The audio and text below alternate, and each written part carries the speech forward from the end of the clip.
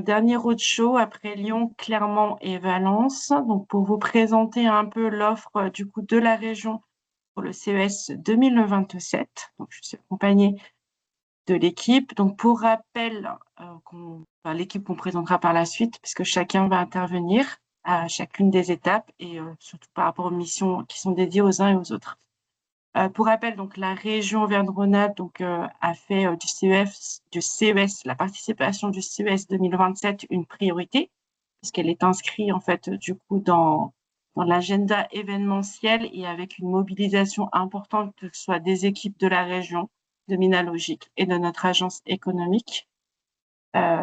Pourquoi le CES? Parce que pour nous, il nous semble que cet événement-là est un événement unique et surtout porteur,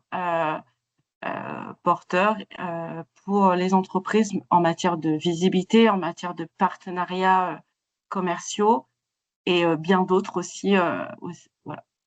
Est-ce que tu peux passer à la slide suivante?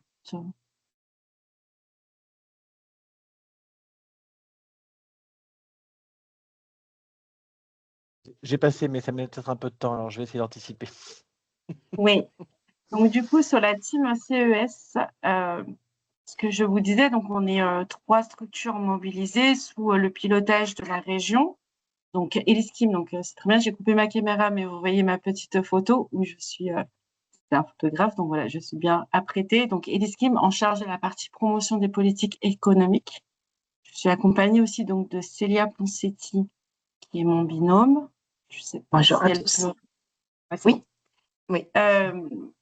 Il y aura en fait dans l'équipe de la région Tania Boustani, donc qui gère en fait toute la partie stand que vous allez voir par la suite pour les entreprises qui seront présentes avec nous dans la délégation.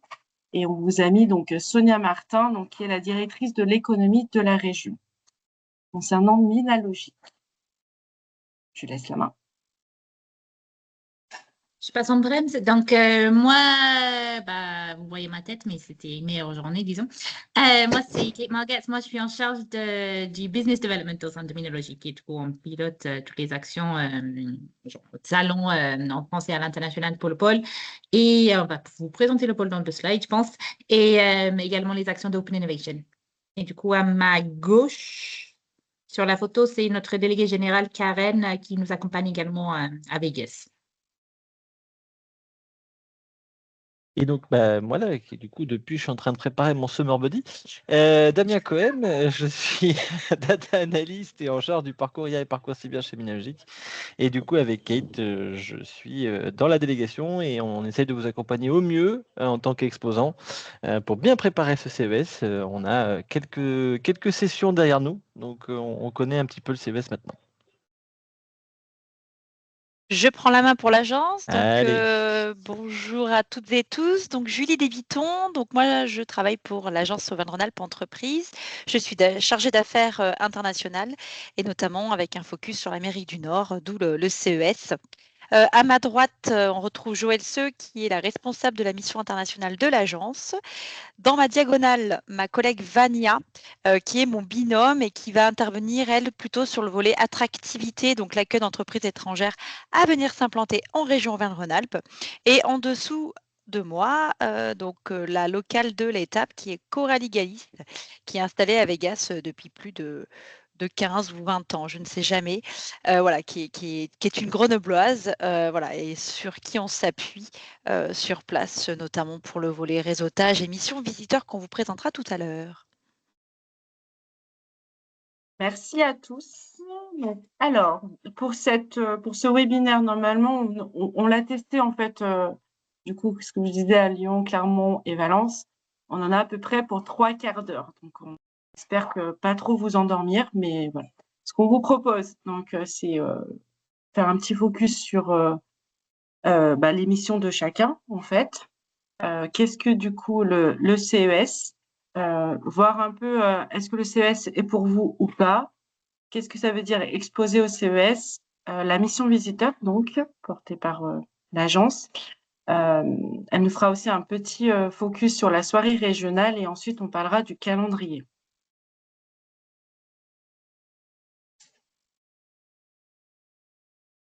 Donc, comme je vous le disais, en fait, du coup, le CES est un gros événement. Si vous l'avez jamais fait, enfin, je pense qu'on va le dire assez souvent pendant ce webinaire. C'est vraiment un événement qui est un peu à part par rapport à d'autres que la région peut porter aussi, d'ailleurs. Donc, la région Auvergne-Rhône-Alpes, donc, vous savez, on est chef de file en matière de développement économique. On met en place mal d'aide en faveur des entreprises, notamment un focus dédié aux entreprises industrielles et services à l'industrie. On a 13 secteurs clés. Par exemple, ça peut être le BTP, ça peut être aussi le textile, le numérique, forcément, tout ce qui est IoT et tout ça. Donc, pour nous, l'objectif, c'est vraiment d'accompagner les entreprises dans leur développement, donc en faisant des aides directes ou indirectes, des aides de conseil, des aides financières, mais aussi, c'est de les pousser, accélérer sur leur visibilité, notamment avec la participation de la région sur des événements où on propose aux entreprises des tarifs un peu préférentiels qu'une participation classique en solo. Donc pour le CES, de notre côté, on s'appuie donc sur deux structures, donc Minalogic, le pôle de compétitivité, donc qui va gérer aussi, qui sera beaucoup au contact pour les entreprises qui exposent, et ce que disait Julie, donc l'agence Auvergne-Rhône-Alpes Entreprises va gérer plutôt le volet visiteur. Donc, vous le voyez sur le CES, on a deux offres complémentaires, à la fois en tant qu'exposant et aussi pour visiter si vous ne vous sentez pas mature tout de suite. Et je vais laisser mes collègues ensuite présenter vraiment les missions de chacun, au-delà du CES.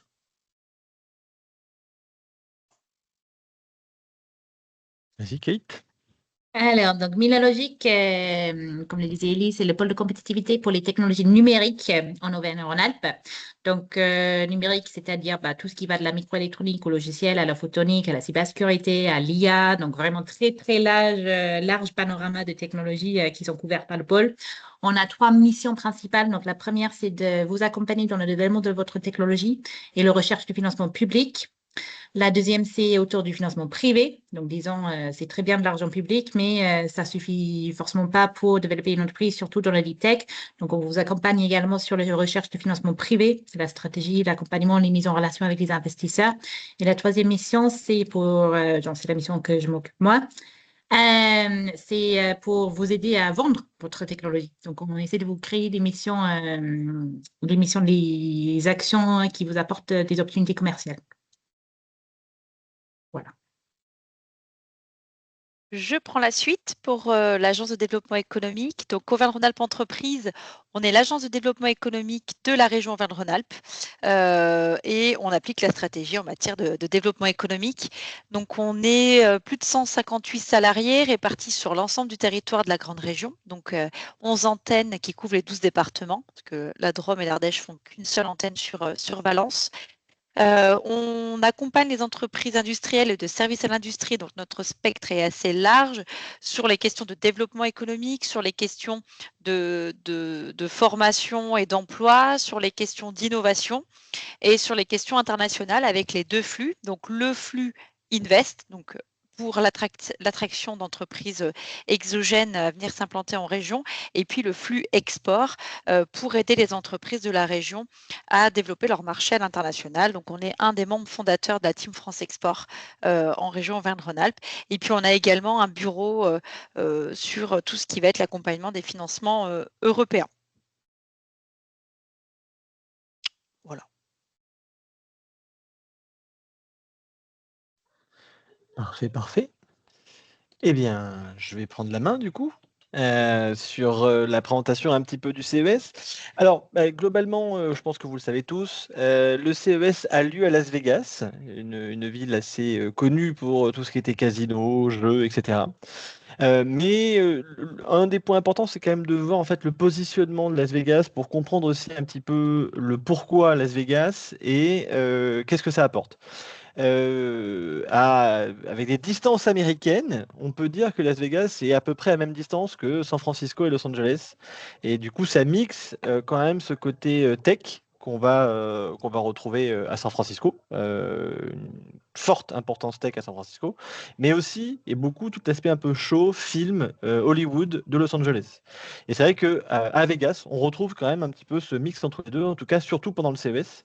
Et ça arrive régulièrement de croiser quelques stars ou quelques personnes assez connues au niveau du salon, parce qu'elles viennent aussi chercher des nouvelles technologies pour parfois des émissions, des shows, des spectacles, et au global aussi pour des fois investir. Donc, c'est important de le dire, il y a quand même pas mal de stars américaines qui investissent dans les startups en fonction de leurs goûts divers et variés. Et donc on retrouve quand même un petit peu au CES ce côté show de Los Angeles et ce côté tech de San Francisco. Voilà, c'était juste une présentation sur le lieu. C'est en plein milieu du désert, ça on en reparlera un peu plus tard. Au niveau du salon, en 2026, donc l'édition de 2026 qui avait lieu en janvier, il y a eu 148 000 participants. Ça reste quand même un des plus gros salons au monde, notamment quand on regarde ensuite en termes de professionnels de l'industrie ou en termes de décideurs ou en termes d'entreprises Fortune 500. 500 en anglais, bien entendu. Ça reste un des plus gros salons au monde. 148 000, c'est pas encore à la hauteur de ce qu'il y avait avant le Covid. On a atteint les 180 000 personnes. Mais autant vous dire que, même moi, je ne souhaite pas qu'on retourne à 180 000 personnes. C'était inaccessible. Les allées, c'était beaucoup trop compliqué, beaucoup trop de monde. 150 000, c'est quand même largement suffisant pour que tout le monde soit occupé toute la journée, en tout cas qu'il y ait suffisamment de passages sur les stands pour être occupé et rencontrer des gens pertinents. 52% de décideurs, ça aussi, c'est quand même rare dans les salons. Vous avez énormément de décideurs qui viennent sur ce salon, notamment pour faire de la détection de technologies ou d'entreprises ou de partenaires. On va dire que le salon est en croissance. Encore une fois, il reprend de la croissance aussi après le Covid. Et en tout, c'est plus de 4000 exposants avec 1200 startups. Voilà. Et quand je parle de 148 000 participants, je le précise quand même, c'est quand même 148 000 professionnels au global et en comptant après la presse, ce genre de choses. Et il n'y a pas de visiteurs lambda. Voilà, pour pouvoir venir au CES, il faut montrer qu'on fait partie d'une certaine industrie, il faut montrer une carte de visite, voilà, avoir une entreprise. Donc, c'est pas du tout ouvert au public comme ça peut être le cas dans différents salons. Donc voilà, je le précise parce que c'est important, le chiffre est énorme, mais ce n'est pas ouvert au public. Concernant le salon en lui-même, en fait, il se passe dans toute la ville. Donc ça aussi, c'est un point important. Les distances ne sont pas du tout les mêmes que sur un salon en France, vu que ça va être la taille de Paris. Et donc, vous allez avoir des lieux en fait d'exposition qui vont être dans les différents hôtels, dans les différents convention centers des différents hôtels de Las Vegas, plus tout le convention center de Las Vegas, donc le Las Vegas Convention Center, qui est énorme. Donc c'est là où vous retrouverez tout ce que vous voyez à la télé concernant les écrans, Sony, LG, voilà, tous les gros sont là-bas, même les constructeurs automobiles.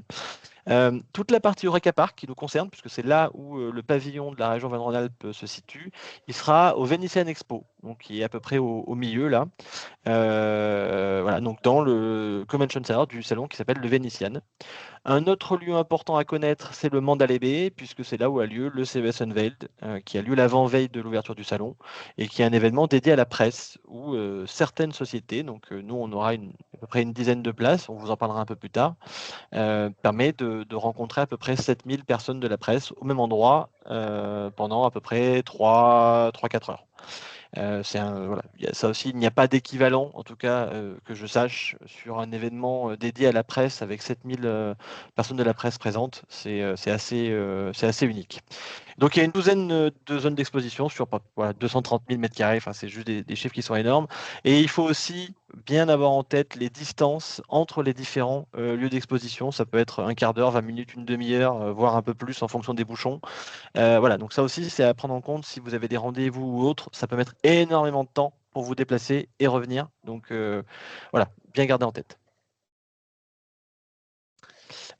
Pareil, on a voulu faire un focus aussi sur l'aspect vraiment industriel de ce salon parce que, encore une fois, on essaye d'ouvrir vraiment le CES à des industries et pas uniquement à des startups de la tech. Vous avez à peu près 42% en B2B, 35% en B2B avec un peu de B2C ou B2B2C et à peu près 22% en grand public. Donc, contrairement à ce qu'on pourrait penser, où le CES est full grand public, ce n'est plus le cas aujourd'hui. Il y a vraiment un shift du salon qui veut vraiment aller vers aussi le côté industriel. Et vous avez différents secteurs industriels qui sont très représentés, notamment dans le domaine de l'industrie, du manufacturing, où vous avez de plus en plus d'exposants et de plus en plus surtout de visiteurs qui viennent chercher des technologies pour ces secteurs d'activité. Ça, j'en ai parlé rapidement. L'année dernière, c'était 7000 journalistes et créateurs de contenu qui étaient présents au CES.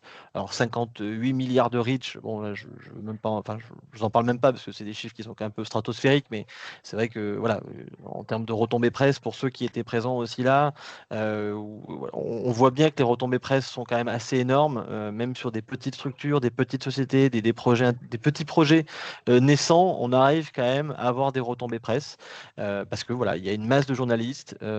Des fois des journalistes très spécifiques, très spécialisés, qui du coup sont dans des secteurs de niche, et parfois des gros journaux qui viennent aussi couvrir l'événement. On est peut-être plus sur du B2C, mais au global, c'est énorme en termes de journalistes. Là aussi, en termes d'événements, il y a très peu d'événements, voire pas d'événements qui auront un nombre équivalent de journalistes. Voilà. On le met, hein, mais je pense que beaucoup le diront aussi, il y a une certaine légitimité. Voilà, c'est comme ça. Le fait d'exposer au CES rajoute une crédibilité vis-à-vis de certains clients, partenaires, de dire que vous étiez au CES. Ça a un côté, voilà, ça assoit un petit peu l'entreprise. C'est un signal intéressant en termes d'innovation, comme quoi vous avez pu exposer sur place. Donc c'est aussi intéressant de le dire et que vous ayez gardé en tête aussi ce point-là. Là, je te redonne la main, je crois, Élise. Alors là, c'est vraiment un retour en chiffres de l'édition du coup de la délégation 2026, mais plus focus en fait du coup Auvergne-Rhône-Alpes. Donc on était à peu près 50 exposants de la région, enfin issus de Auvergne-Rhône-Alpes. Il y en avait 34 de notre côté sur un objectif de 40. Et à peu près donc je crois 15 exposants en propre. Et sur la mission visiteur, donc il y avait 17 entreprises dans la mission visiteur, plus je sais qu'il y avait des structures aussi parapubliques comme des universités et autres.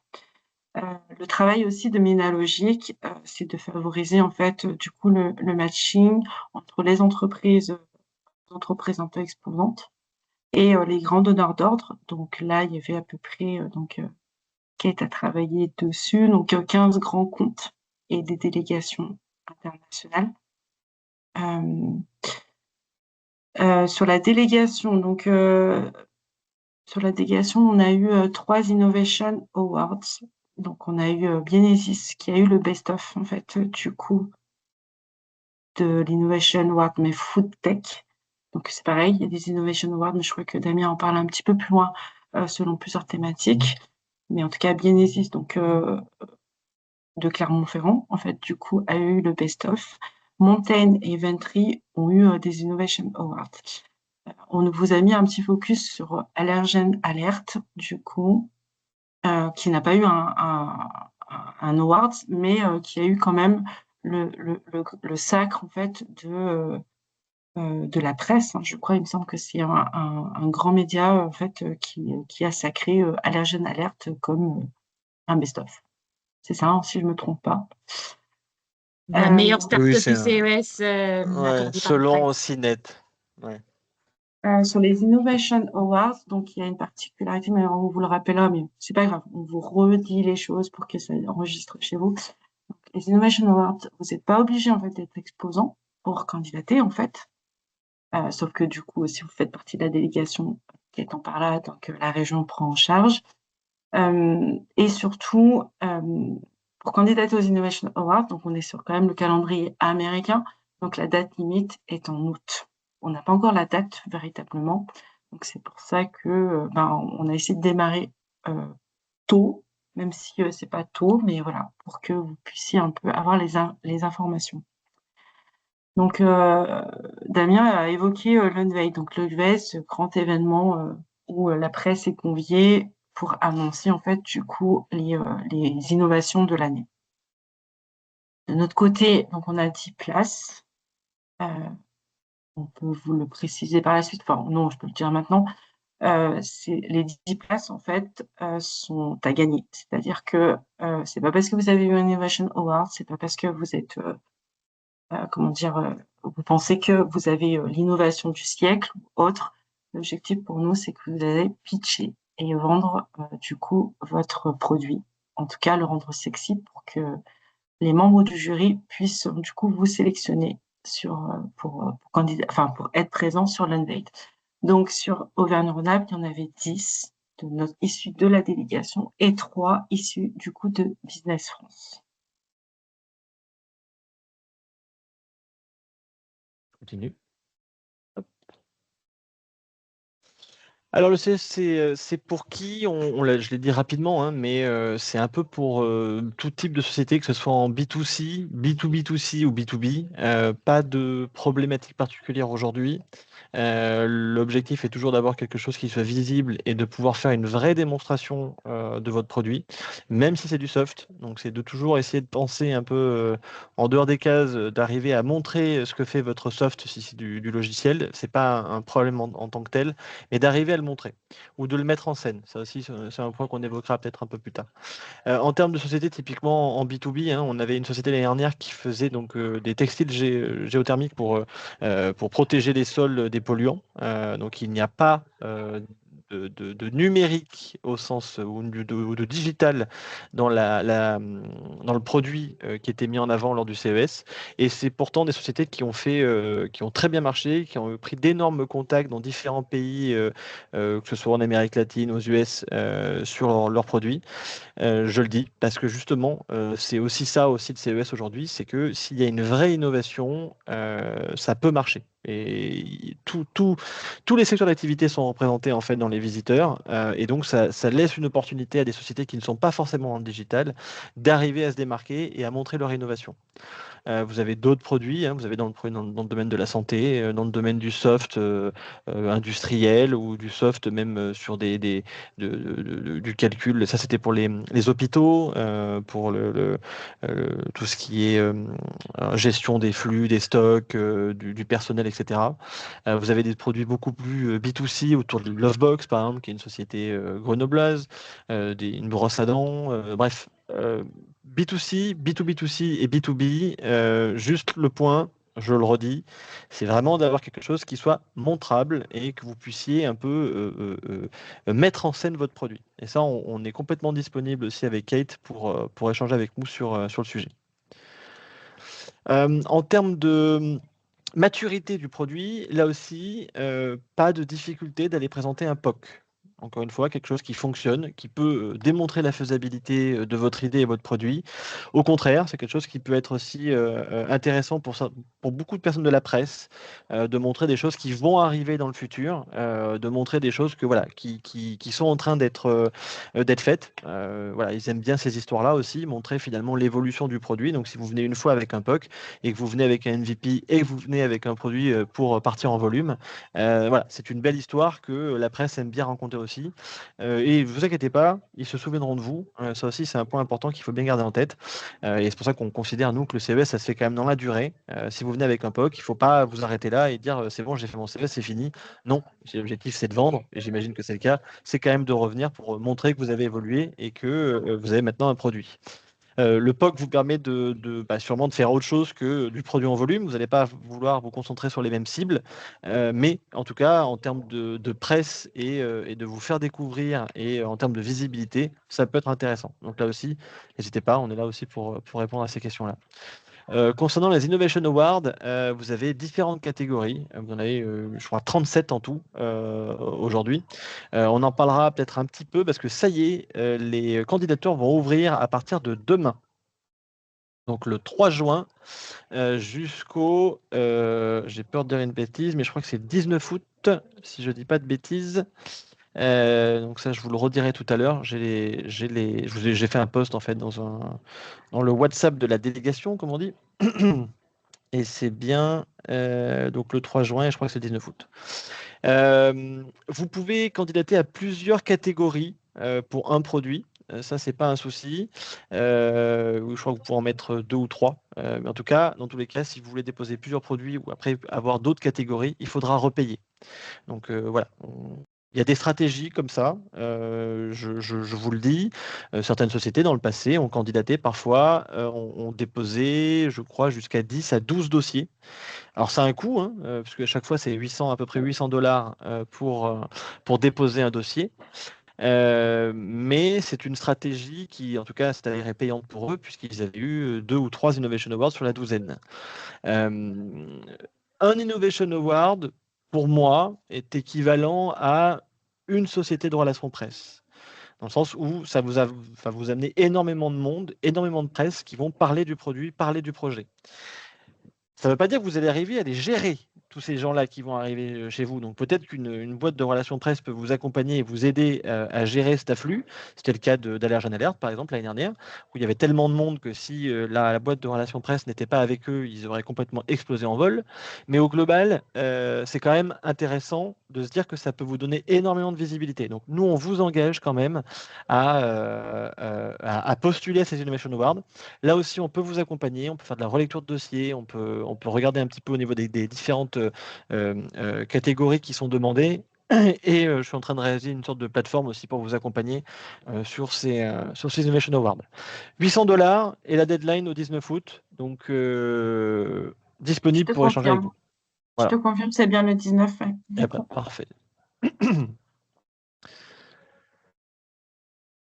Les règles, je ne sais plus si c'est toi, Elise, ou si c'est moi. Je crois qu'on faisait à 2 sur les règles. Allez, à 2. Ok, je vois à peu près ce que je dois faire. Ce que nous, on conseille, c'est en effet, en fonction de votre produit, en fonction aussi de votre étape au niveau de là où vous en êtes, du développement de votre produit, d'essayer de ne courir qu'un lièvre. C'est-à-dire d'essayer d'avoir un objectif. Ou 2 maximum, mais si c'est de la recherche de financement, si c'est des partenaires, voilà, choisir et pas forcément de dire je veux lever des fonds, je veux me faire connaître, je cherche des partenaires et je cherche un distributeur. Voilà, vous n'allez pas être lisible sur le salon, c'est pas du tout les mêmes profils que vous cherchez. Vous allez avoir du mal, je pense, à les détecter et en fonction de la communication que vous allez avoir, vous n'allez pas forcément attirer les bons. Donc le message va être un peu brouillé. Donc ce qu'on vous conseille quand même, c'est vraiment d'essayer d'avoir 1 ou 2 objectifs. C'est de vous faire connaître, très bien. Vous mettez à fond sur la communication, à fond sur du marketing, vous amenez les bonnes personnes au CES et vous essayez voilà, des relations presse, de la communication, essayer d'avoir des interviews télé, etc. Mais pas forcément d'aller traîner du coup dans les side events de tous les côtés pour essayer de trouver des investisseurs. Voilà, typiquement, c'est un peu ça. Donc, essayez de se concentrer sur 1 voire 2 objectifs max. Concentrer ses efforts justement sur ces 2 ou 1 ou 2 objectifs.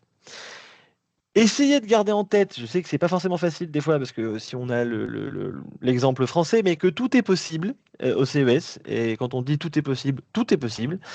Vous avez vraiment des personnes sur place vraiment de très haut niveau et parfois des grands dirigeants de grandes sociétés. Alors bien sûr, nous, on travaille chaque année à essayer d'amener le CEO de Michelin ou différents CEO de la région qu'on connaît et avec qui on a l'habitude d'échanger. Donc voilà, vous ne verrez pas tous les jours le CEO de Michelin, c'est clair. Mais vous pouvez la possibilité de trouver des CEO ou des VP de d'autres sociétés quand même très importantes. Donc de vous faire connaître vis-à-vis de ces personnalités-là qui peuvent avoir un effet boost sur votre société. Donc gardez en tête. Et voilà, be bold, comme le diraient certains Américains. Et après, je laisse la main à Élise. Alors, pour nous, vous allez rentrer, on va passer pratiquement une semaine ensemble. Donc, on va se créer un petit peu, du coup, je vois aussi la discussion. Donc, on se crée en fait un petit monde entre nous. Enfin, on devient presque une famille parce qu'on va passer une semaine non-stop. Non-stop parce qu'il y a le décalage horaire et qu'on se retrouve aussi en plein milieu de la nuit parce que c'est le matin. Bon, bref, voilà. Donc, pour nous, c'est important qu'il y ait un engagement de votre part dans le collectif, que ce soit tant en termes de dynamisme, mais aussi, ah oui, c'est ça, peut-être que j'aurais dû commencer par ça. Le CES, Damien l'a rappelé, je l'ai rappelé en amont, donc le CES est vraiment une particularité. Et ça reste en fait, du coup, aussi beaucoup de travail, que ce soit pour vous. On va vous demander, on va vous solliciter pas mal. Et en fait, à un moment donné, on va OK, Damien, pour la partie des exposants, peut-être un peu moins pour les visiteurs, Julie, et moi-même, en fait, on va presque vous harceler. Si vous ne nous donnez pas à temps, en fait, les éléments qu'on vous demande, on va vous harceler parce que tout simplement, on a un planning qui est assez, en fait, du coup, rythmé et contraint, parce que du coup, de toute façon, ça se passe au CES. Donc forcément, on a juste le stand. Il faut qu'on l'envoie en novembre, en fait, tout simplement. Par exemple, je ne sais plus quel est le calendrier qui est prévu cette année, mais ça veut dire que nous, on a besoin de vos outils de com. Donc si vous n'êtes pas dans le... Alors, on ne vous demande pas d'être tout le temps, en fait, du coup, sur vos mails. Je sais que vous avez tous du travail, mais on va vous relancer par texto, par appel et tout ça. Donc voilà, engagez-vous dans le collectif. Il faut rentrer dedans, c'est important parce que ça nous demande en fait beaucoup de travail de notre côté. C'est du temps que Kate, Damien ou moi-même, ou même toute l'équipe en fait du coup de la région vont consacrer, parce on peut vous appeler aussi très tard en fait. Du coup, on n'a plus d'heures pratiquement arrivé vers novembre. Je crois que voilà, on bosse pratiquement non-stop. On pense que CES. Le show, tu feras, Damien l'a dit en début, c'est pas parce que vous avez un produit qui n'est pas visible que vous ne pouvez pas, en fait, le théâtraliser. Théâtraliser, hein, c'est ça? Oui, je pense. Ou peut-être que je l'ai inventé le mot, mais c'est pas grave. Vous avez compris. En fait, Non, l'objectif, ça existe, ça existe. c'est de montrer, on est en Amérique, ils adorent, en fait, du coup, qu'on fasse le show. Et on va vous demander dès le départ, en fait, dans votre dossier de candidature. Le dossier de candidature, c'est un dossier qui a à peu près, en fait, on fait le même pour la plupart, en fait, du coup, de nos événements. Mais là, on va vous demander de vous projeter et de voir comment vous mettez en scène votre produit. Si vous nous faites un copier-coller de votre, ça s'appelle, dépliant commercial, ça passera pas. On regardera pas.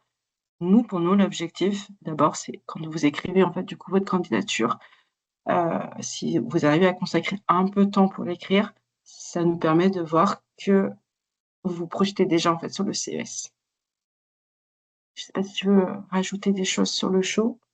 Non, c'est ça, hein, c'est vraiment, encore une fois, il faut pas tomber dans la caricature. L'objectif, c'est pas Oui. de vous déguiser en pingouin, et de faire la Macarena, mais vraiment d'essayer de penser votre produit dans une situation et que vous soyez visible rapidement vis-à-vis de vos prospects clients. Si vous travaillez dans le domaine de la santé, voilà, on l'a vu, certains mettaient des blouses blanches. Travailler dans le domaine du bâtiment, dans le domaine de la construction, il y en a qui mettaient des casques. Pourquoi? Parce qu'en fait, il y a tellement de monde, il y a tellement de sociétés, il y a tellement de startups qu'il y a un besoin quand même de rapidement voir la thématique de l'entreprise pour se dire « Ah tiens, ça c'est pour moi ». Donc voilà, juste d'imaginer quelque chose. Encore une fois, voilà, il y en a qui ont essayé, hein. Il y avait le slip français qui était venu, ils s'étaient mis en slip. Bon, ben là, ça n'a pas marché. Voilà, typiquement, on leur a demandé de se rhabiller. Donc, il y a des contre-exemples qui sont pas bons, mais il y a quand même des exemples qui sont plutôt bons, justement, pour être identifiés rapidement. L'autre raisonnement derrière aussi, donc effectivement, c'est important pour la visibilité, mais c'est aussi, genre là, c'est la prochaine slide, effectivement, elle explique bien. C'est aussi pour pouvoir vous positionner sur le stand, parce qu'effectivement, on a besoin de savoir qu'est-ce que c'est votre démo, qu'est-ce que vous voulez montrer, combien d'espace il faut, est-ce que vous avez besoin d'une connexion d'électricité pour brancher votre machine. Donc, c'est aussi là où c'est important d'être très explicite sur vos besoins pour exposer, parce qu'on va faire au max pour vous rentrer sur le pavillon, pour tous vous mettre en valeur. Donc, c'est pour ça que c'est important aussi de bien détailler vos besoins techniques aussi. C'est vrai. Hop. Donc, le collectif, le pavillon de la région, il est un peu c'est la même formule qu'on propose aussi en France. Donc, c'est un espace qui est très ouvert. Vous avez quand même à disposition, donc, chaque entreprise, une borne qui est dédiée avec une télé. Là, n'est pas affiché, mais normalement, vous avez un petit totem qui est l'équivalent, en fait, du coup, d'un périmètre kakémono. On vous donnera aussi hein, quand même, du coup, des gabarits pour que vous puissiez, en fait, du coup, intégrer votre communication. Ce que disait Kate, c'est vrai, là, vous le voyez, il y a des petits carrés gris. Dès la lecture, en fait, de votre dossier, on va commencer, du coup, déjà à vous projeter notamment en termes de produits. On est habitué quand même à faire des salons et à positionner les entreprises, en fait, voilà, pour que tout le monde, en fait, du coup, ait une visibilité et que chacun apporte une visibilité. C'est une visibilité individuelle qui pousse aussi une visibilité collective.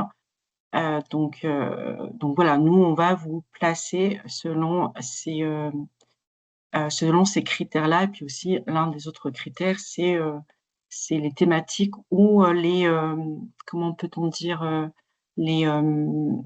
un produit peut aussi être complémentaire par rapport à un autre produit. Donc, on va vous placer ensemble, on va essayer de raisonner et d'avoir une cohérence, en fait, sur notre espace et notamment sur le parcours, entre guillemets, de visite. Qu'est-ce que je voulais dire? Je pense qu'on a fait le tour sur l'espace. Donc oui, c'est vraiment important. On va vous demander, en fait, dès le départ, d'intégrer, en fait, du coup, vos besoins techniques.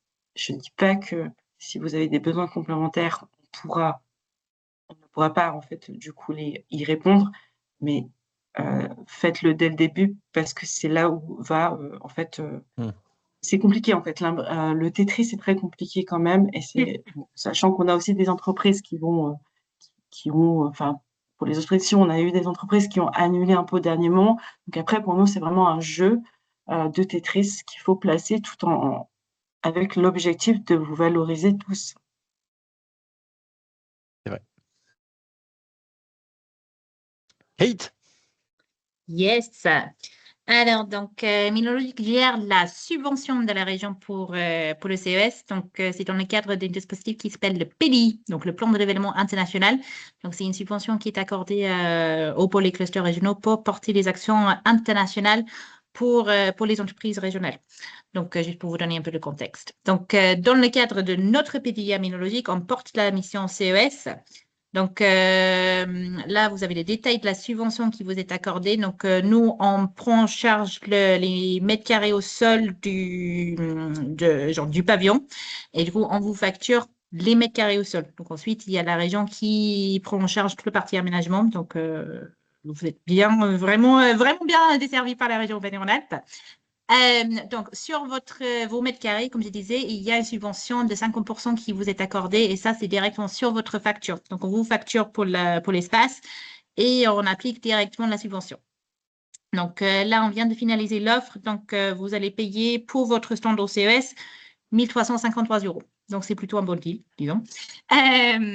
Ensuite, on prend en charge aussi un déplacement pour une personne par société. On déconseille vraiment de venir tout seul. Donc, on l'a vu dans le passé, c'est vraiment très difficile. Donc, je pense que vous avez compris, il y a beaucoup d'opportunités sur le CES, il y a beaucoup de choses qui se passent. Tout seul, c'est très, très chaud. Donc, c'est pas comme d'autres salons, vous n'avez pas un moment de pause où on peut se permettre d'aller manger, revenir, aller faire un tour genre à la Convention Center. C'est go, go, go, go, go toute la journée pendant 4 jours. Donc, c'est vraiment déconseillé de venir tout seul. Après, comme je disais, il y a une personne qui peut être subventionnée. Donc, on a mis en place des plafonds de dépenses. Donc, pour un vol, c'est un plafond de dépenses de 1 200 €. Donc, vous pouvez toucher une subvention de 600 € pour votre vol, un maximum de 600 €. Pour votre séjour sur place, vous avez un plafond de 343 € par jour sur 8 jours. Du coup, il y a moyen d'optimiser. Donc, si vous vous mettez tous dans une chambre plutôt qu'une chambre par personne, on prend en charge la totalité. Donc, à vous de voir comment ça vous arrange de faire votre voyage au CES. Mais du coup, effectivement, vous avez une subvention aussi sur le séjour sur place. Donc, ça, c'est la nourriture et la chambre d'hôtel. Et ensuite, comme on disait tout à l'heure, il y a 50% de l'Innovation Award qui peut être pris en charge, donc un seul award, donc genre 50% de la facture de votre award. Et pareil, 50% de votre participation à Unveiled si vous êtes sélectionné pour participer sur Unveiled. Donc là, vous avez un petit budget prévisionnel, donc vraiment prévisionnel. Comme je dis, il y a moyen d'optimiser. C'est, comme je dis, c'est mieux de venir 2-3 personnes. C'est plus compliqué à une personne tout seul. Mais pareil, on est à votre disposition si vous voulez discuter de vos options. Yes. Dans la session. Yes. Et du coup, effectivement, donc à partir de maintenant, on va plus se quitter. Donc, on va sortir normalement l'AMI, donc cette semaine.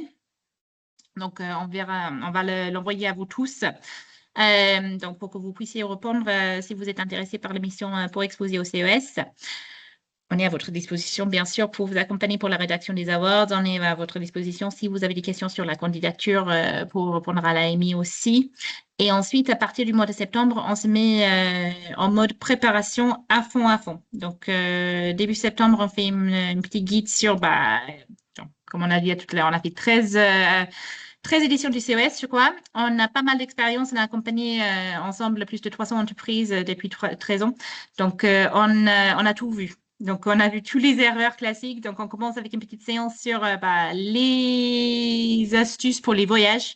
Qu'est-ce qu'il faut éviter, genre les options pour les chambres d'hôtel ou les Airbnb et autres. C'est important. C'est pour éviter les erreurs et du coup d'éviter de rater le CES, comme on a vu certains faire dans le passé.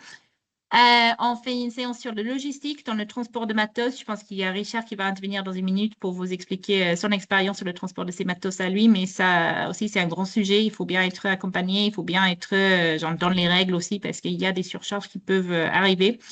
Et il y a une séance aussi sur qu'est-ce que c'est mon rôle sur le CES, comment faire attirer du monde, comment faire dégager du monde qu'on ne veut pas voir, qui n'est pas dans notre cible. Et également sur le design final du stand. Donc, c'est la région qui va vous présenter ça. Et du coup, ensuite, on va faire plusieurs séances aussi sur le pitch pour vous préparer pour les séances de pitch pour vous sélectionner pour Unveiled. On va faire une séance sur la sécurité aussi. Et toutes les formations sont en ligne. Donc, on fait ça normalement sur un lundi soir après la journée du travail pour que vous soyez dispo. Mais il y a deux séances qui vont avoir lieu en présentiel. Donc, c'est la séance de pitch pour sélectionner les entreprises qui vont être sélectionnées sur Unveiled. Et la Last Call Before Packing, qui est vraiment les dernières astuces, le tour de tous les side events qu'on a pu repérer, et la conférence de presse, donc qui est également organisée par la région. En novembre, normalement. Tout à fait. Eh bien, Julie, c'est à toi. Oui, alors là, maintenant, moi, je vais vous présenter la partie plutôt dédiée aux entreprises visiteurs. Alors, pourquoi aller visiter le CES quand on est une entreprise industrielle? Alors, il y a plusieurs possibilités. Ça peut vous permettre effectivement de réaliser une veille, alors qu'elle soit stratégique ou sur les dernières tendances et dernières innovations. Ça va vous permettre un petit peu d'identifier les orientations du marché international, notamment américain. Et puis, voilà, voir aussi s'il y a des petites solutions que vous pourrez ramener dans votre entreprise. Ça a pour objectif aussi de vous permettre de développer votre réseau et vous allez voir que le réseau au CES, c'est vraiment un salon pas comme les autres. Alors, vous allez faire beaucoup de réseaux français. Chaque année, on a des retours d'expérience de chefs d'entreprise qui se rencontrent là-bas ou qui arrivent à avoir un contact avec quelqu'un d'un board, d'un grand compte français qu'ils n'arrivent pas à avoir en France. Parce que les gens sont beaucoup plus à l'aise au CES. On a des gros badges en plus avec les noms qui sont assez marqués en gros. Donc, il faut bien avoir l'œil attentif. Et puis, effectivement, nous, on a aussi tout notre écosystème nord-américain avec lesquels on vous mettra en relation aussi bien du côté Minalogic que agence. Ça vous permet aussi de faire de la prospection, toujours dans le cadre de votre développement commercial d'entreprise, que ce soit sur l'export, mais même, encore une fois, comme je vous disais tout à l'heure, français. Et puis, ça peut vous permettre effectivement de mieux, donc bien sûr, de bien comprendre, de mieux cerner le CES pour préparer une exposition l'année suivante. Ça le but aussi de vous permettre d'explorer, de comprendre et de voir si votre entreprise a une place en tant qu'exposant l'année suivante. On a parlé des entreprises industrielles. Ça peut être aussi, alors peut-être que tu as passé la slide suivante, Damien. Donc, du coup, si vous êtes une start-up de la région, même si vous n'êtes pas issu du milieu numérique, mais ça peut vous aider aussi de valider votre potentiel pour toujours également exposer l'année suivante sur le CES.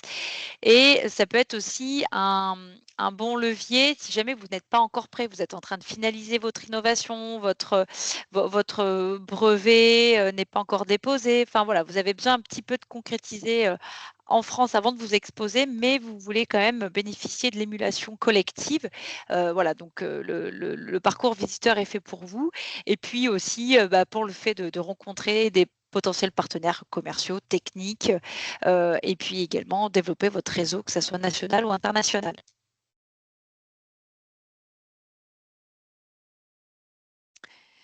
Donc l'accompagnement que l'agence vous propose, donc là ça fait quand même déjà quelques années qu'on accompagne les entreprises sur le CES. Alors moi je serai à mon 12e CES en 2027. Voilà, malgré mon jeune âge, je sais. Je rigole.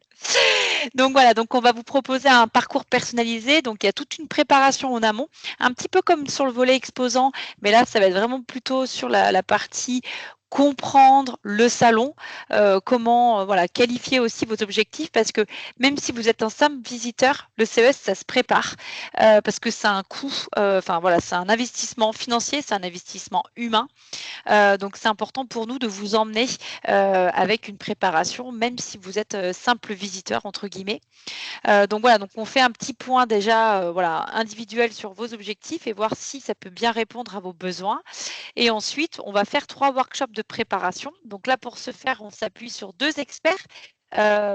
Donc Lionel Tardy et Mathieu Deboeuf-Rouchon. Donc Mathieu, lui, il est responsable innovation chez Capgemini. Voilà, un petit compte français. Et donc, en fait, on s'appuie sur leur expertise et c'est eux qui nous font toute cette étude de tendance, notamment sur le CES, alors du coup, entre 2026 et 2027. On a un deuxième workshop plutôt sur effectivement qui sont les exposants et quelles seront les startups de l'année 2027. Et puis, un dernier workshop où on vous présente le parcours de visite sur le salon. Donc ça, c'est en amont. Et pendant le salon, effectivement, on prend une journée tous ensemble, la première journée du salon, pour parcourir, excusez-moi, le CES, parce que comme vous avez vu tout à l'heure en début de session, il y a 3 espaces d'exposition. Donc nous, on va se focaliser sur 2, donc notamment le Eureka Park, et puis le deuxième sur le LVCC. Donc l'idée, c'est que de toute manière, vous êtes des entreprises de multisecteurs, mais c'est de vous donner vraiment un premier vernis de qu'est-ce qui se passe, quelles sont les innovations, quelles sont les tendances de cette année. Donc, il y a 2 objectifs en fait dans cette journée collective, c'est comprendre le salon, c'est comment je vais me rendre d'un point A à un point B, et vous allez voir que c'est toujours un peu compliqué. On a l'impression qu'en 2 minutes, on est dans un autre hall. En fait, non, c'est au bout de 20 minutes qu'on traverse. Voilà, il y a des petits tips qu'on va vous montrer. Et puis, bien entendu, comprendre le salon sur le fait de comment ça se passe sur les innovations.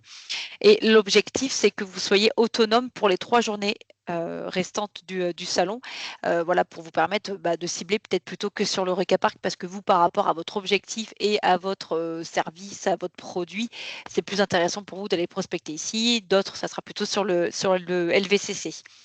On est à votre disposition tout au long de la semaine du salon. Et puis, bien entendu, j'en reparlerai un petit peu plus tard, mais il y a effectivement la soirée Auvergne-Rhône-Alpes. Donc, il n'y a pas de soirée France à Vegas, mais il y a une soirée Auvergne-Rhône-Alpes et ça vous permettra aussi de développer votre réseau. Et puis, bien entendu, à la suite, on fait un débriefing, donc toujours sur format webinaire avec nos 2 experts pour faire un petit peu notre rapport d'étonnement, les conclusions. On fait le suivi des actions post-CES parce que vous allez voir qu'il y a plein de choses qui vont se passer. Et puis, bien entendu, on fait le point, on fait le lien avec Minalogic parce que certains, vous allez vouloir exposer l'année suivante. Donc, voilà, on fait le suivi en lien avec Kate et Damien.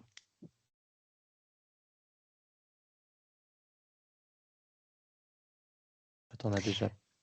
Ou alors rapidement, ouais, sinon il y a le calendrier tout à l'heure, mais effectivement pour la partie visiteur, donc le site, donc la page pour vous inscrire va être lancée là en même temps que l'AMI exposant, comme ça voilà, on fait une pierre deux coups, vous pourrez choisir la formule qui vous semble le plus adaptée.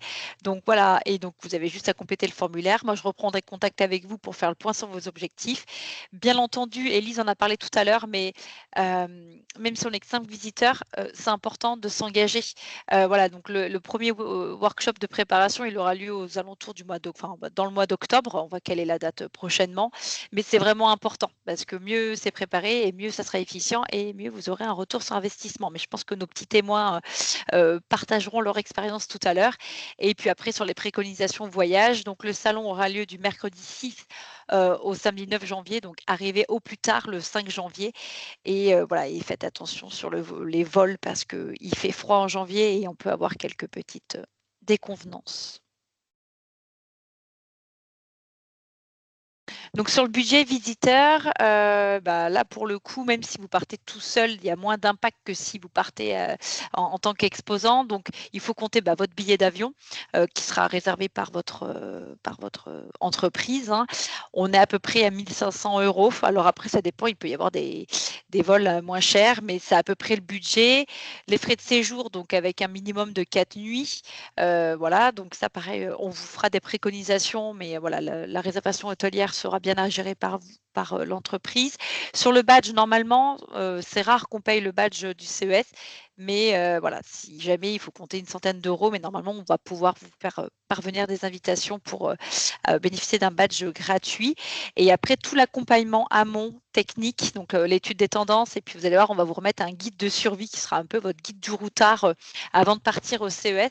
Il est pris en charge à 100% par l'agence, donc par le biais de la région Auvergne-Rhône-Alpes.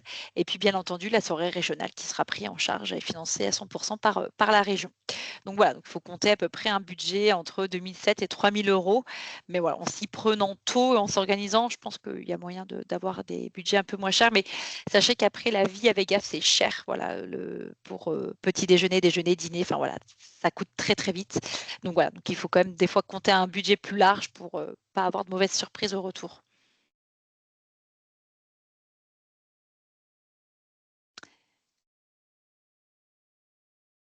Ça va nous emmener peut-être à la soirée. Voilà. Donc, comme je vous disais, il n'y a pas de soirée France, mais il y a la soirée régionale Auvergne-Rhône-Alpes qui se passe en haut d'une toute petite tour, comme vous voyez là, qui s'anime. Donc, la stratosphère qui est tout à fait, voilà, qui ferme le strip côté nord. Ça va être la 3e ou 4e édition qu'on organise la soirée régionale dans cet établissement. Vous allez voir, c'est quand même assez emblématique. La vue est somptueuse. On accueille à peu près entre 200 et 300 personnes chaque année. Donc voilà, on est obligé de fermer les portes parce que tout le monde se rue sur notre soirée. Voilà, l'objectif, c'est de rassembler toute notre délégation, exposants, visiteurs, partenaires, mais aussi nos partenaires nord-américains qui viennent avec leur délégation, alors américaine, canadienne. Voilà, et l'objectif, c'est de continuer le réseautage, mais d'une manière un petit peu plus conviviale et continuer le business. Donc là, vous pouvez déjà noter la date. La salle est déjà réservée. Ça sera le 2e soir du salon à partir de 19 h. Oui, il est toujours accessible. Tout à fait. Voilà, vous allez voir, c'est une soirée plein de surprises. Mais oui, tout à fait. En termes de calendrier, je sais plus si c'est moi là-dessus, mais c'est moi. commun aussi, peut-être. C'est Élise, je C'est crois. toi. Ouais, Vas-y, c'est moi. pardon. Sur le calendrier, donc, ce qu'avait dit Julie, on va essayer en fait de lancer à la fois la mission visiteur et la mission exposant. Donc, pour la mission, je commence par la mission visiteur parce qu'elle est un petit peu plus simple, excuse-moi Julie. Donc, les inscriptions, donc juin, enfin, cette fin de semaine.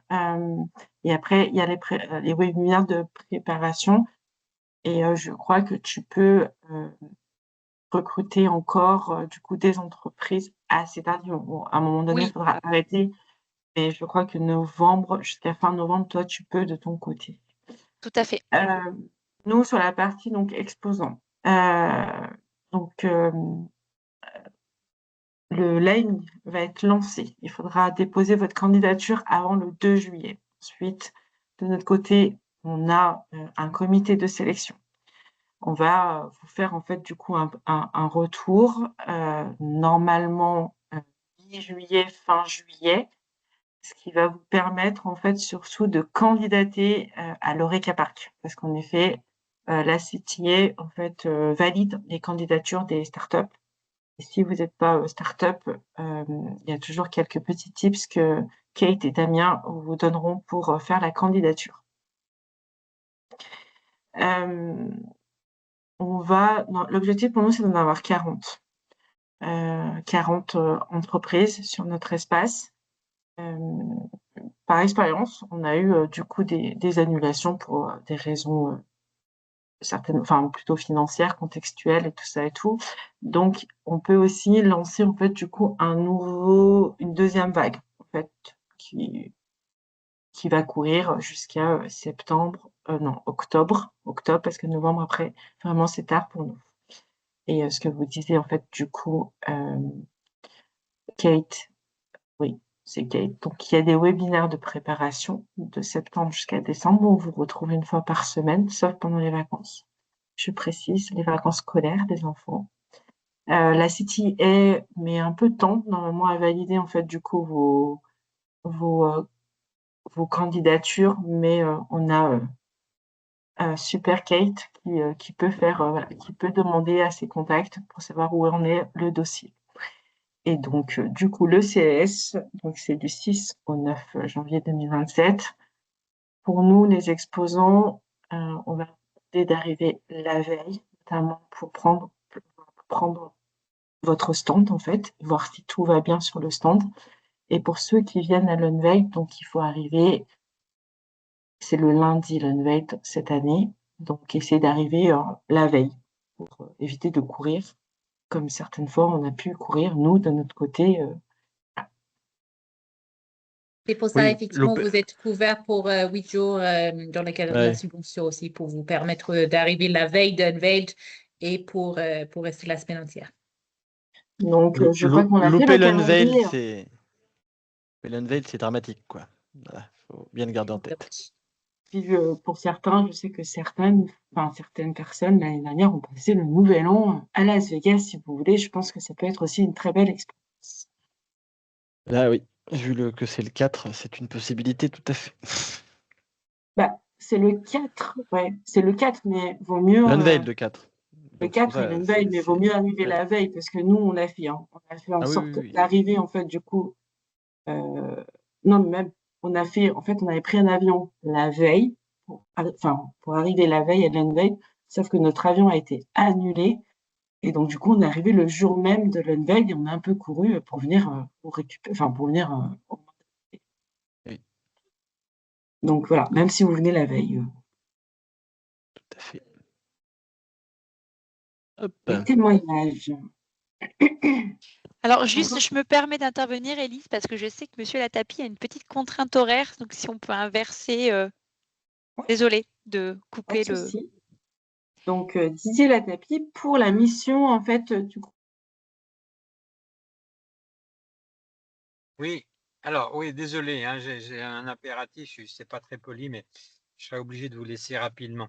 Écoutez, moi, mon témoignage, c'est que c'est une expérience extraordinaire, hors du commun, une équipe du conseil régional qui est aussi hors du commun, un encadrement comme on ne peut pas espérer.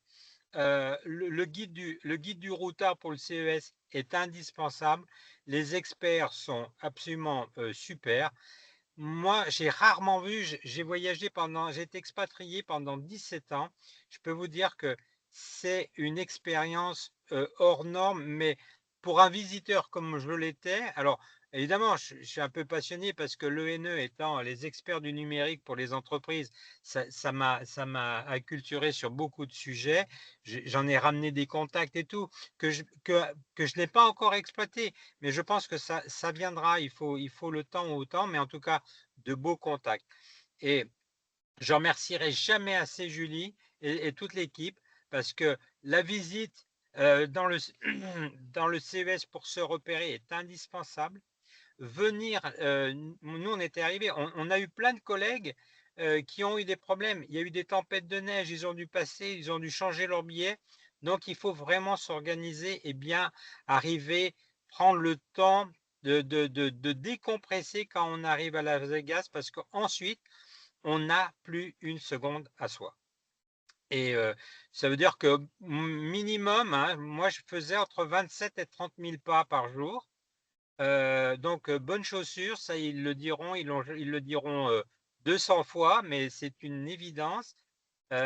Et surtout, alors moi, je suis passé par l'agence qui s'appelle Pink. Hein, Julie, tu me diras, je ne sais plus le nom, c'est Pink quelque chose.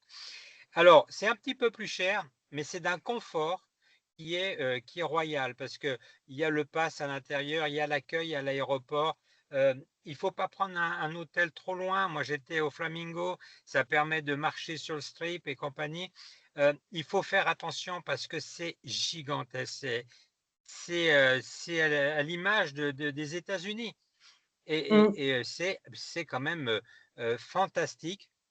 Moi, la robotique nous a tous éclatés et c'est dingue parce que ce qu'on a vu en janvier, c'est maintenant en France et c'est maintenant, ils communiquent là-dessus. Et nous, on l'a vu en janvier et on s'est dit, waouh, ça va arriver parce que Las Vegas, c'est demain, mais en vérité, c'est tout de suite et on voit tout de suite les applications. Donc, en tout cas, désolé, je dois vous quitter. Bien faire les webinaires, bien prendre des notes. Le roadbook, il est magnifiquement bien fait et tous les conseils dedans. Et puis après, faut se laisser porter. De toute façon, c'est une ville qui est une anomalie géographique et une anomalie, je dirais, environnementale, mais n'empêche que tout le monde entier est là à ce moment-là. Et quelqu'un qui est passionné par l'IA, la robotique, tout ce qui est digital, ben, je pense qu'il doit être au CES au moins une fois dans sa vie. Merci en tout cas. Désolé et bonne Merci. soirée et bon fans de webinaire. Merci Merci beaucoup, bien. Didier. À bientôt. Merci. Ben, on va continuer sur la mission visiteur. Cédric, est-ce que du coup tu veux enchaîner? Oui. Alors, je vais pas répéter ce que vient de dire Didier. Hein. Bon, je vais présenter ma structure parce que moi, c'est un petit peu atypique. Je suis président d'un groupe de PME dans le TP, les travaux spéciaux et tout ce qui est travaux d'accès difficile, donc protection des infrastructures contre les risques naturels, réparation d'ouvrages d'art et intervention en industrie. Accessoirement, je suis président du pôle de compétitivité Infra 2050. Et donc, j'allais au CES de Las Vegas avec deux casquettes. La principale est celle de mon entreprise, bien entendu, mais également pour voir ce que ça pouvait apporter aux adhérents du pôle de compétitivité Infra 2050. Mes objectifs étaient assez simples. C'était de voir quelles étaient les prochaines tendances et ce qui allait se faire ou qui était en train de se faire sur toute la partie engin de chantier, tout ce qui était digitalisation de nos processus, tout ce qui était levage par drone. Donc, moi, je me suis plutôt concentré sur le LVCC, principalement, dans mes visites. Comme le disait Didier, aujourd'hui, on a les yeux écarquillés pendant une semaine. On est ébahi par ce qu'on découvre, parce que même ce qu'on peut imaginer, on voit des choses qu'on n'imaginait même pas. Ça va tellement loin que on est stupéfait pendant une semaine. Et effectivement, tout ce qu'on voit à Las Vegas, on le voit quelques semaines, mois plus tard, soit dans les infos, soit en réel chez nos fournisseurs et autres. Bon, un deuxième point, Julie l'a dit, une communauté française où on a pu, moi j'ai réalisé des partenariats et j'ai rencontré plus de Français à Las Vegas que je n'en rencontre en France pour faire du business. C'est assez surprenant, mais en fait, quand on est là-bas, on a le temps d'échanger entre nous, on est entre Français, et puis voilà, on va parler de différentes choses et on va se retrouver avec des points communs qui vont nous permettre de repartir avec des contacts en réseau. Et dès qu'on est rentré, on s'est remis en contact pour essayer de travailler ensemble avec des entreprises qui étaient juste à côté de chez moi. Nous, on est dans la Drôme, il y avait une entreprise grenobloise, je ne savais même pas qu'elle existait et je l'ai découverte sur le stand de la région. Donc ça, c'est super important. Comme l'ont dit et l'a dit Didier, très important, c'est de suivre les webinaires et de préparer son CES. Je ne vais pas donner les conseils parce qu'ils vous les donneront mieux que moi. avec l'expérience, mais c'est très très important de suivre les conseils. Moi, j'ai un seul regret dans ma préparation, c'est que j'avais fait une préparation avec de l'intelligence artificielle pour regarder par rapport à mon activité les stands que j'étais potentiellement amené à aller voir. J'avais laissé du coup ça un petit peu de côté après la première journée de ma visite, puisqu'on est tellement guidé et accompagné par l'équipe on se laisse porter. Voilà, c'est mon seul regret. Je me suis un peu trop laissé porter. Du coup, j'ai regardé d'autres sujets et j'ai loupé quelques points de passage qui auraient pu être intéressants pour moi. Mais bon, globalement, j'ai accompli mes objectifs. Se mettre des objectifs, c'est vraiment important dès le départ avant de partir, quoi. Parce que sinon, on s'éparpille, on perd du temps, on perd beaucoup, beaucoup de temps. Et super important la première journée quand on visite, c'est de bien arriver à se repérer parce que même avec un bon sens de l'orientation, je peux vous dire, je me suis perdu deux, trois fois dans les salons et dans les allées, quoi. Ça, c'est important. Euh,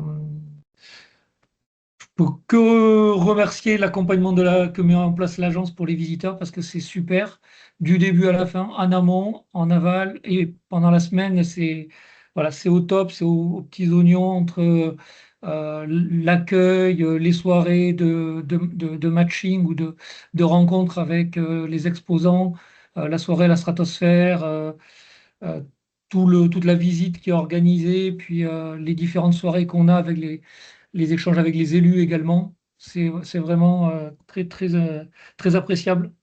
Et il faut, voilà, je dirais que le seul point, c'est qu'il faut, voilà, il faut se mobiliser une semaine. Il faut arriver à sortir du business pendant une semaine parce qu'un point essentiel, avec le décalage horaire, et la fatigue, n'imaginez pas bosser pour votre boulot. Vous allez être complètement déphasé et vous allez être pris dans l'engrenage de Las Vegas et du CES et vous n'aurez pas le temps ou pas suffisamment de temps pour passer ne serait-ce qu'une demi-journée sur votre quotidien. Ça, c'est très, très important à avoir en tête. Et voilà, si j'ai un conseil à donner, en tout cas, peut-être plutôt aux exposants, c'est comme ils l'ont dit, venez à plusieurs et dans votre planning, gardez une demi-journée à une journée pour aller visiter le LVCC parce que vous êtes à l'Eureka Park et organisez-vous pour lui faire une visite parce que à partir du moment où vous êtes à Las Vegas et vous êtes au CES, vous avez le badge, il faut en profiter, il faut aller voir ce qui se passe ailleurs. Il ne faut pas rester que sur le stand de la région. Il y a énormément de choses qui se passent et rester ouvert à toutes les opportunités parce que, comme je disais, on va rencontrer des gens qu'on n'imagine même pas. Ils l'ont dit, des grands comptes, des patrons de multinationales que vous ne pensez même pas rencontrer. Et il faut être open à tout instant pour saisir les opportunités. Merci. Merci Cédric. Merci. Coucou Cédric. On finit par la mission exposant. Donc Richard, est-ce que tu nous entends? Je le vois. Alors, Est-ce que- Vous m'entendez là? oui, on Oui, t'entend. Ah, parfait. hello everybody, ça va? Oui. Hello. Eh ben super. Alors oui, Las Vegas. Alors faut savoir un truc. Donc déjà Didier et Cédric ont vraiment beaucoup résumé, mais il y a un truc qu'il faut penser, c'est que c'est super fun en fait. Rien que le fait d'arriver à Vegas, moi c'est la première fois que j'allais aux États-Unis de ma vie. J'y suis allé avec ma fille, nous étions deux. C'est vrai qu'il faut pas être tout seul, hein. Tout seul, c'est très compliqué. Et en plus de ça, c'est plus rigolo à plusieurs. Donc, si vous pouvez y aller à trois, ce qui vous permettra de visiter déjà rien que le Eureka Park, parce que nous, on a eu beaucoup de mal à se libérer 10 minutes. Nous avions emmené notre matériel, qui est une grosse machine, et de ce fait, on a été assaillis pendant les 4 jours, en fait. On a été assaillis, on n'a pas eu 5 minutes pour nous. La machine était tout le temps en démonstration, on était tout le temps sollicité. Les 2 premières heures, quand on est au CES, on se dit, mais est-ce qu'on a notre place? Mais qu'est-ce qu'on fait là? Et 2 heures après, vous dites, mais c'est top, c'est génial, on est bien, on est en place. Et puis, on a eu quelques petites surprises super agréables. Comme disait Cédric, on rencontre énormément de Français à Las Vegas, des gens qu'on n'arrive pas à contacter. Par exemple, j'ai eu François Morel, non, Anthony Morel, j'ai eu François Sorel de chez BFM Business qui sont venus essayer la machine. On a fait un direct sur BFM Business, donc des choses qu'on n'aurait vraiment pas pu faire en France. Après, on a des contacts dans le monde entier, là aussi qu'on n'a pas encore pu tout exploiter. Par exemple, quand vous avez un mail de la Chine qui nous dit voilà, votre machine nous intéresse, on aimerait en avoir une par centre et on a 5000 centres. OK. Voilà, donc là, on a un gros problème. Enfin, c'est compliqué, mais c'est génial. Et puis l'équipe, eh ben, bravo tout le monde. Bravo Kate, bravo Elise, bravo Julie, bravo Célia et bravo tout le monde, Damien, mais c'était génial. Bon, sauf quand on se fait virer d'un bar à cause de nous, mais sinon, ça va. Mais pour des Oui, raisons j'avais non oublié, j'avais alcoolisées. oublié. Non C'est pas alcoolisées. grave. On est solidaires, on est solidaires. Voilà. C'était un Donc bon voilà. conseil aussi pour le coup. Il faut Ouais, toujours avoir sa pièce d'identité. Oui. oui, non, elle avait pas 21 ans, elle les a maintenant. Et l'âge légal. Aussi, mais arrêtez de faire peur aux gens. Bien sûr que c'est grand, mais tout va bien. Bien sûr que c'est compliqué, mais en fait, tout va bien. Et malgré qu'on avait une grosse logistique, on a eu zéro problème à Vegas. Mais zéro problème. Bah, Après, disons que après, Richard, tu étais plutôt un bon élève. Tu as assisté à tous les Oui. webinaires, des choses comme ça. Nous, l'année dernière, je dirais pas qu'il y a eu pas de enfin, il y a eu des mauvais élèves, il y a eu des personnes qui n'étaient pas présentes à tous les webinaires. Quand Damien qui passe une demi-heure dessus, ensuite la personne me rappelle que je passe une demi-heure dessus. Enfin, tu vois, c'est du temps qui est consacré aussi. non, mais oui, c'est On compliqué. pourrait vous aider à faire autre chose. Malgré qu'on faisait partie de la deuxième vague, en fait, de sélection. Et ça, Parce que c'est tu as suivi nos dommage. webinaires. Ouais, oui, bien sûr, mais c'est dommage parce que j'aurais bien aimé faire le Greenwood, oui, c'est sûr, c'est sûr. Mais bon, après, voilà, c'est top. On a des contacts de ouf, on est rentré, on a signé, on fait quelques signatures quand même. On a signé donc avec l'armée, pour ceux qui ne savent pas. On met une capsule ce mois-ci Ouais. et dans un centre pour les militaires qui sont un peu perturbés par ce qu'ils ont fait, ce qu'ils ont vu à la guerre. Et on est en train de voir, peut-être qu'on va rentrer là, c'est chez Air France, pour la santé mentale des pilotes. Parfait. Donc ouais, des contacts qu'on n'aurait pas pu avoir. Et on est invité aussi, on part à Dubaï au JTEX, je disais à Élise avant-hier. On part au JTEX et là, on est invité par des Émiratis. Donc bah, ça continue. Après, bon, ça va nous, on est un peu un mouton à cinq pattes. On est une petite entreprise familiale pour ceux qui ne nous connaissent pas. Et donc on avance avec volonté, mais aussi avec bah, par effet d'annonce aussi, parce que c'est pas forcément la finance qui est le meilleur placé chez nous, quoi. Mais bon, on avance, je suis content, tout va bien. Parfait. Elise, ouais, Seva, c'est Bolloré hein, pour ton info. D'accord. Voilà. Ok. Ah, je savais pas. Et si vous avez des questions, vous recevrez une enquête de satisfaction. Damien, ça va? Ça va et toi? Ouais, super. Super. Ah, ça fait plaisir de te voir. Voilà, sinon, bah après, si je vous dis, oui, profitez, venez. Alors nous, on est parti pas mal de temps avant, on est parti bien 2, 3 jours avant parce qu'il fallait faire la réception de la machine.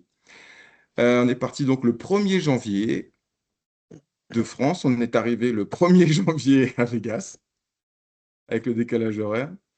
Et on a fait un peu de trucs, ouais, on a fait le Grand Canyon, donc n'hésitez pas si vous n'êtes jamais allé aux États-Unis ou à Vegas, allez faire le Grand Canyon, c'est exceptionnel. Et puis avant de repartir, on a fait une journée, on est allé à Los Angeles quand même. Donc on a fait les vacances business, nous en fait. Donc voilà. Parfait. Mais Célia, elle a l'air toute Merci. triste. Ah bon, tout non, va pas bien. du tout. Jamais triste. Non, non. Bah, Ok. bon. Voilà, Après, merci je On sais va beaucoup, pas peut-être si. Richard. ouvrir les micros, en fait, du coup, parce qu'on a fermé les Ouais. micros. On va peut-être les ouvrir pour s'ils ont des questions. C'est vrai que c'est plus simple. Hop, je Je vais voir t'autorise ce que les je peux micros. faire. C'est bon normalement. Normalement, faut j'ai que les- autorisé les micros. Il Voilà. faut les enclencher, il faut les enclencher. Si vous avez des questions, on est là aussi pour y répondre. Si vous souhaitez ensuite nous contacter par la suite pour candidater, bien sûr, on vous mettra dans la boucle pour recevoir l'AMI. Mais voilà, on a à peu près tenu le timing. On a timing. tenu le timing. Oui, bonjour. J'avais une question. Sylvain Chalère de la société Elexior. Je peux peut-être brancher ma Oui. caméra. Allez-y. Ouais, Normalement, parfait. ça marche. Parfait. Alors, j'étais venu l'année dernière parce qu'en fait, je suis incubé chez Pulsalis à Lyon et du coup, il y avait pas mal de startups et je voulais venir en tant que visiteur, mais j'étais pas passé par la région épidémiologique et je m'étais rattaché à un projet existant. Et effectivement, j'avais vu l'effet allergène alerte sur le stand et autres. Oui. Et j'avais discuté du coup avec Bénédicte Astier un petit peu sur savoir quelle avait été sa stratégie pour prévoir ça. Bon, elle, je sais qu'elle visait particulièrement le marché américain, mais qu'est-ce qui a fait que eux ont eu cet effet-là aussi? Et je sais que dans la communication et au moment du unveil, c'est là où ça a commencé à prendre. Est-ce qu'ils avaient une stratégie différente des autres? Comment ça s'est préparé? Alors, moi, je vais donner ma réponse. Après, je laisserai les autres peut-être partager, mais il y a le produit, hein. Bien sûr. Voilà. C'est-à-dire que typiquement, on est dans le cœur de cible du CES. Un produit B2C pour sauver des gens. L'histoire, elle est toute écrite, elle est magnifique, elle est incroyable. Donc ça, c'est quelque chose qui, forcément, si vous avez un soft pour nettoyer les toilettes, il faudra faire un effort particulier de communication, de ciblage, etc. Voilà, voilà. Typiquement, c'est l'exemple type où là, le tapis, voilà. Après, il ne faut pas se louper. Et ils ne se sont pas loupés. Ils ont pris une société de relations presse. Ils étaient en retard parce qu'ils se sont inscrits quand même assez tardivement, donc ils n'ont pas pu candidater aux Innovation Awards. Et donc, ils ont eu quand même énormément de chance, dans le sens où, et puis de chance et de talent, parce que là aussi, la société qui s'est occupée d'eux au niveau des RP, c'est une société que nous, on conseille parce qu'elle est très forte et elle a une grande habitude du CES, une grande connaissance du CES. Ils ont mis en fait sous embargo le produit en disant qu'ils allaient annoncer quelque chose le jour de l'unveil. Et donc, ils ont lâché, ils ont ouvert les vannes le jour de l'unveil. Donc, ils ont contacté finalement la relation presse avait fait tout ce travail amont d'envoyer l'ensemble des produits, d'envoyer l'ensemble du pitch, d'envoyer l'ensemble des informations. Et donc, il y a eu cet effet en fait de massification et un peu d'emballement où vous avez 2, 3, 4, 5 médias qui vont commencer à parler du projet. Et après, vous voyez l'effet boule de neige. C'est-à-dire que c'est les gros médias. Ensuite, vous avez les moyens médias. Après, vous avez les petits médias. Et après, vous avez des médias spécialisés en termes de santé, en termes d'allergènes, en termes Et là, ça a été l'emballement. Et donc, après, s'en est suivi finalement tout cet aspect award, pas Innovation Award du CES, parce qu'ils ne l'ont pas eu, je le répète, mais tous les awards en fait des différents concours qui peuvent exister et différentes médias presse qui font leurs propres événements et leurs propres coups de cœur. Et là, voilà, pouf, ils en recevaient un par jour sans faire exprès. Voilà. Donc c'est vraiment venu. Il y a eu du travail. Mais il y a quand même le produit. Voilà, on est quand même typiquement dans le cœur de cible. Et ça, il faut quand même aussi se le dire, c'est que vous êtes dans une niche, vous avez un produit très spécifique. Vous n'attendez pas à avoir la retombée d'Allergen Alert, c'est pas possible. Ils avaient une belle histoire à raconter aussi par rapport à... Le storytelling, il est... Voilà. Et pour compléter aussi, du coup, il y a un peu de contextuel aussi. C'est-à-dire que Allergen Alert, elle s'y est pris très tardivement. Elle a lancé sa communication très tardivement parce que nous, de notre côté, tu te rappelles, Damien, on avait essayé vraiment de l'avoir beaucoup de fois et elle était en pleine levée de fonds. Donc, elle était déjà en fait sur les médias français. Elle passait déjà sur BFM et tout ça. Donc, voilà. Oui, l'agence de communication, l'agence DRP a fait un très gros boulot et elle a capitalisé sur sa levée de fonds, enfin sur la visibilité qu'elle a eue sur la levée de fonds. Et voilà, parce qu'en fait, elle a eu un award, c'est une consécration média, hein, c'est pas. Ah oui, oui. Je rajoute un point sur l'Allergen Alert. Typiquement, ils y sont allés à 3. Je pense qu'ils seraient décédés sur place si l'agence de presse n'était pas venue en renfort, c'est-à-dire qu'ils étaient 2 de l'agence de presse. Les 2 ont été dédiés au projet d'Allergen Alert pendant la semaine. Ils étaient 5 et même à 5, ils se faisaient satelliser. Mais là, on était sur un cas particulier. C'est que typiquement, ils ont eu la planète entière et les retombées de la planète entière. Donc, c'est encore un truc un peu différent. Nous, on l'avait vu une année aussi sur une autre société qui s'appelle Erxum, qui avait fait un masque qui protégeait finalement aussi les soignants. C'était l'année du Covid, donc autant vous dire qu'ils se sont fait satelliser aussi. Ils ont eu des retombées presse, mais stratosphériques. Je crois qu'ils ont eu des retombées presse dans chaque pays du monde. Donc typiquement, ça aussi, c'est des choses qui n'arrivent pas forcément tout le temps. Mais voilà, donc c'est des cas un peu, c'est les outliners là, en data. Hein, c'est vraiment les cas un peu particuliers. Ce qu'il y a quand même à noter, c'est que le CES est quand même un salon incroyable. Et Oui. je n'ai pas accompagné une entreprise qui a été déçue de son CES. Donc, Ouais. même s'il y en a qui sont plus contents que d'autres, qui ont eu des retombées d'ouf, je n'ai eu personne qui était vraiment déçu de son CES. Donc, par rapport à d'autres salons, c'est vraiment il y a toujours un truc, un contact, une rencontre, un article, quelque chose qui va permettre Mais- des retombées importantes. Mais il est certain que ça sert à rien d'essayer d'avoir des récompenses et tout, mis à part un Unelvet. Mais il y a un truc qui se passe, c'est que quand vous faites le CES, après, les salons français, ouais, ok, c'est cool. Mais vaut mieux faire des économies et partir sur des gros salons vraiment à l'étranger, tels que les JTEX ou quoi, parce que il y aura jamais autant de retombées. Et même le mec qui a un marché de niche, il aura toujours une, deux, trois personnes qui va se retrouver avec lui et ça va partir vraiment dans le bon sens, quoi. Mais les récompenses, surtout des récompenses presse, c'est super éphémère. Oui. Ok. Tandis que si c'est un award, c'est pas éphémère. Vous l'avez, quoi. Après, pour compléter aussi les propos des uns et des autres,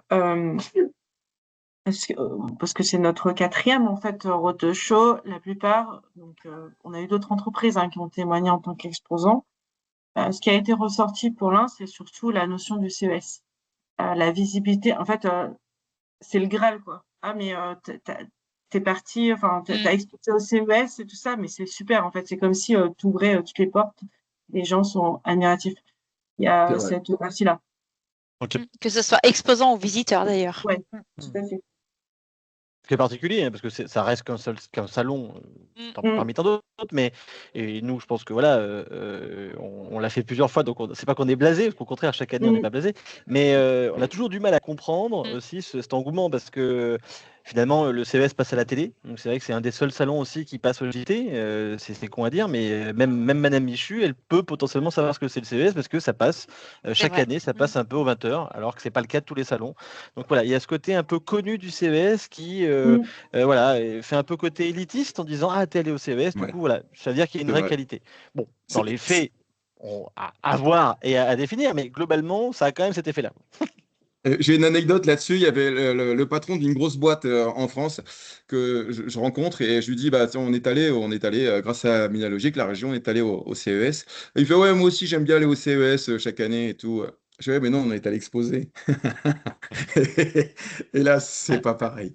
Et un autre truc important, c'est pas parce que j'ai été sur le stand Minalogic, enfin la région, mais il y a plus d'événements qui se passent sur le stand région que sur la French Tech qui est tout autour. Parce que c'est un pavillon et les gens rentrent et il y a beaucoup plus de communication, d'échanges que les gens qui passent dans une allée devant la French Tech, quoi. C'est vrai qu'on l'a pas dit, mais on était la région la plus vivante en termes de dynamisme. Et c'est aussi l'implantation du stand, le fait que ce soit tout ouvert, en fait, que les entreprises en fait peuvent passer de part et d'autre, en fait. Pareil, et derrière, il y a une solidarité qui se crée. Et si vous assistez notamment à tous les webinaires, et notamment le dernier où vraiment on se retrouve tous en physique, et même au bout d'une journée, en fait, vous allez savoir ce que fait votre voisin, en fait. Vous pouvez même rediriger des gens, en fait, directement, Mm. ou vos voisins peuvent vous rediriger. Ah bah non, mais plutôt cette boîte-là. Nous, Et on oui, a on pris est des gens d'Allergène Alerte. On était juste à côté d'Allergène Alerte et on était collés à eux. Et les gens attendaient pour avoir Allergène. Donc, du coup, on a vraiment Petite profité aussi de séance. ce Voilà. truc. Mais c'était rigolo. Franchement, on s'est marré. Non, c'était chouette. C'était chouette. Et oui, c'est Pour vrai info que aussi, c'est bon. je pouvais pas laisser la machine aux États-Unis parce que c'était pile 1 an pour le carnet ATA. Ah, ok, Donc, sinon, il d'accord. fallait que je paye les taxes De comme douane. si je l'avais vendu, en D'import. fait. Ouais. Ah ouais? Ouais. Ok. Et là, on m'a réclamé. D'ailleurs, il y a le GFI qui m'a réclamé le carnet ATA. Je savais pas qu'il fallait le rendre, en fait. Bon, pour info, ça se rend. Euh, Voilà, je savais pas. Mais ça, il Ah n'était bon? pas avec la boîte? Non. Moi, je l'ai Ah, reçu après. ah, C'est Bolloré qui me l'a renvoyé. Et j'ai eu un mail hier soir de GFI qui m'a dit, qui m'explique qu'il faut rendre le carnet ATA. Il faut prouver que la machine est bien revenue. Alors oui, ça, je mais sais c'est pas ça en comment. fait. Normalement, Ouais, il bah était c'est la, non, avec. bah, c'est la facture. Bah, on n'est pas déçus. C'est la facture de Bolloré qui fait faux. Ouais. Ok. Voilà. Merci. Je ne sais pas si vous avez d'autres questions. Ok. J'espère qu'on vous a donné envie.